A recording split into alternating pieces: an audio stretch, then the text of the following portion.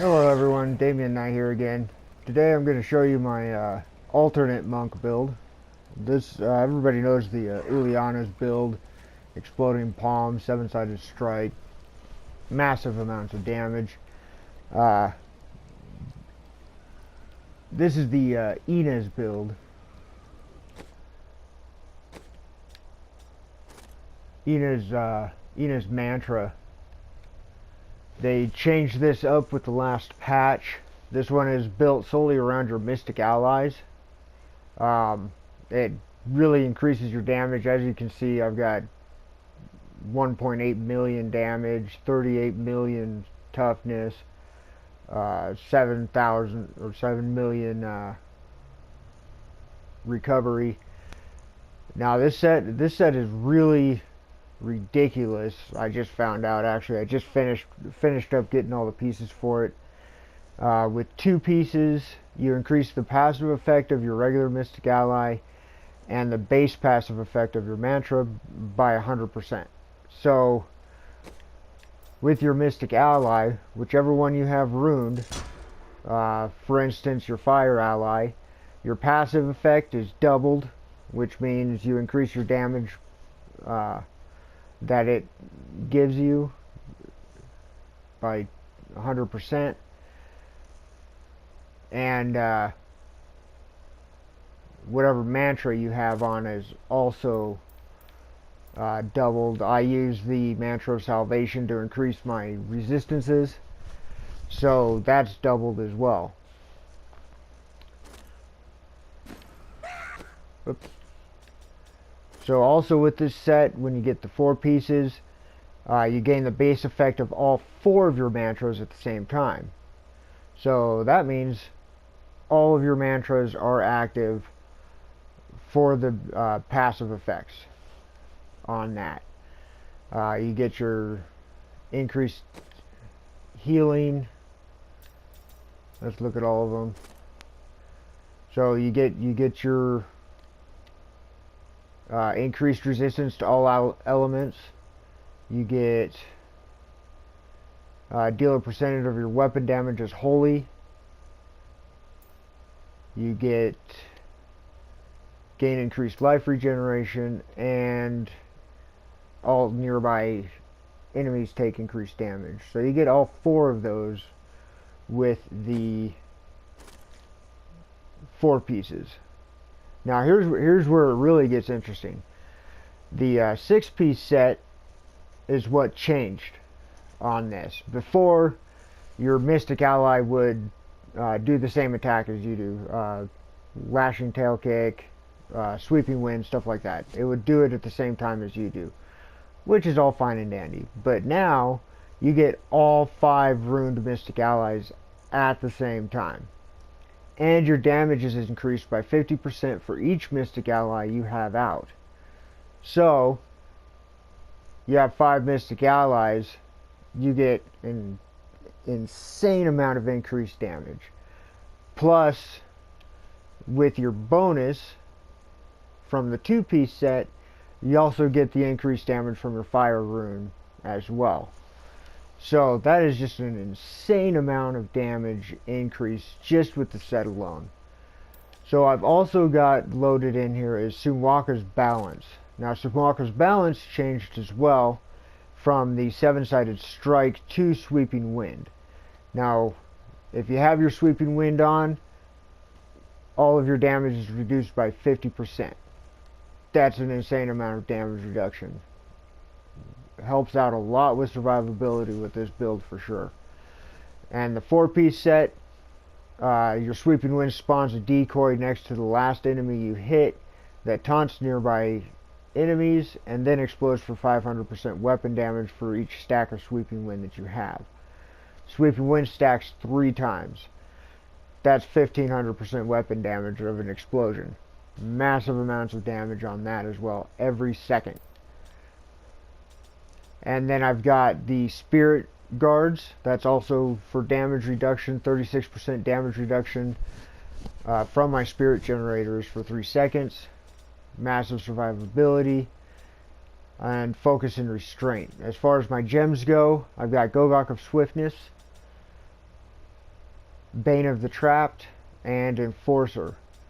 Now I changed Enforcer because she didn't used to be a pet build, but now that she is, Enforcer obviously is the choice to make on that. As far as the skill sets go, I use Wave 100 Fist. It's probably the best spirit generator you can have. And critical hits increase my attack movement speeds for my rune. I've got Sweeping Wind, obviously. The rune on this one, to each his own. You can use the Master of Wind rune that freezes your enemies that are damaged by it. Increase the damage, increase the radius, gain spirit, and this one will also shoot like little lightning tornadoes out that electrocutes enemies, which is pretty cool. I used to use that one a lot. Gain spirit. You're really not using any spirit with this build in all actuality.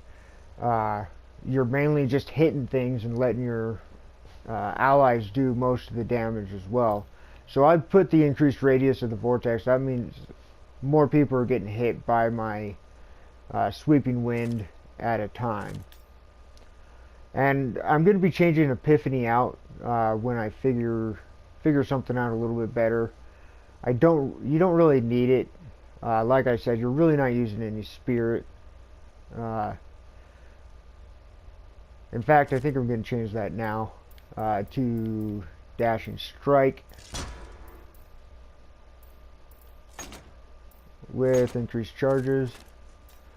That'll get you out of trouble. My last round that I played with her, I got caught up in some molten explosions. Mystic Ally, obviously. It doesn't really matter which one you choose. I'll show you why in a little bit. And then Mantra of Salvation.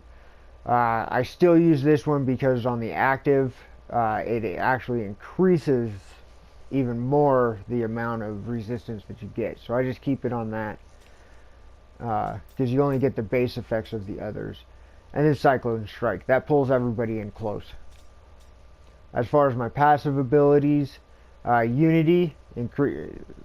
Each ally affected by my mantras, which is all of my mystic allies, plus anything that's on my team, increases my damage by 5% up to a maximum of 20%, which pretty much guarantees that you always have 20% increased damage, and all your allies also get 5% increased damage.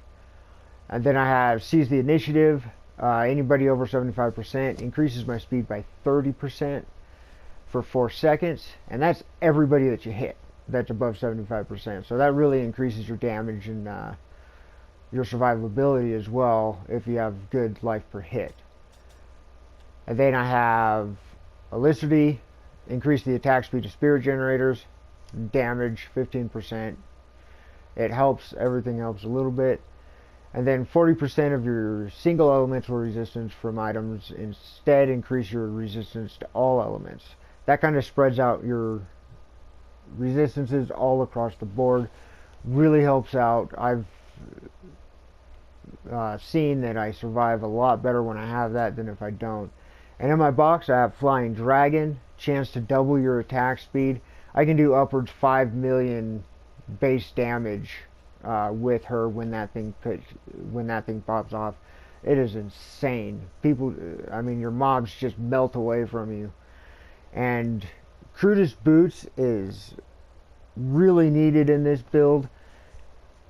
It doubles all of your mystic allies, and in doing that, it also doubles all of your bonuses.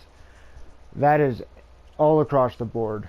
You really need the Crudus Boots in this build, because that's where all of your damage and your toughness come from, is with that all by itself. And then of course Ring of Royal Grandeur to make it all come together nicely.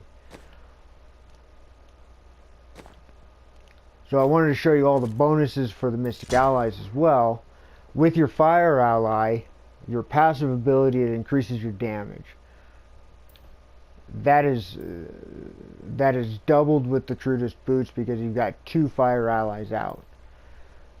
Now your Water Ally, Infuses your attacks to slow enemies. Now that goes hand in hand with the Bane of the Traps legendary gem. That's also doubled. Mystic Ally 5 Spire side that increase your spirit regeneration. Also doubled. Also why you don't really use a whole lot of spirit, because everything is coming back so quickly. Mystic Ally 5 Spire side that increases your life per second. Survivability, that's also doubled. And then your Earth Ally, Mystic Ally 5 Spire side that increases your life in general. That's also doubled. So those cruise boots are really needed in this. As you can see, I am just surrounded by Mystic Allies. I've got the little goblins running around because I've got my my Enchantress is wearing the Nagel ring. So they just kind of run around and they run up to enemies and explode. You get one every 10 seconds. It's pretty cool. They're kind of annoying after a while though. But that's the build. On my next video I'll actually run through a rift and show you how it works. I just wanted to show it to you. It's really overpowered if you ask me. You literally just walk through rifts without any problems whatsoever. The last one I did was a 53 and I just walked right to the end. The damage that you deal to the Rift Guardian is insane because everybody's just attacking him all at the same time. Something else, with all of your Mystic Allies, they also have an activated ability as well. Each one's a little bit different, but you actually get all of them. So when you activate your Mystic Allies, you get all of the activated abilities. You don't just get the one that you have ruined in your skill set. So that is an incredible amount of survivability, damage. It's intense. I barely have any ancient legendary items right now. And I'm sure as soon as I start getting them, I'm going to be doing over 2 million base damage with her easily. It's just an intense build. And once again, I'll show that to you on my next video, which I'll probably be recording here in just a few minutes and posting as soon as I get it done. So there you have it. That's the Ina's build compared to the Uliana's build. They're both excellent setups. Sweeping Wind, Mystic Allies, I mean, it's just an incredible build. So from here, I'll sign off. And y'all have a good day.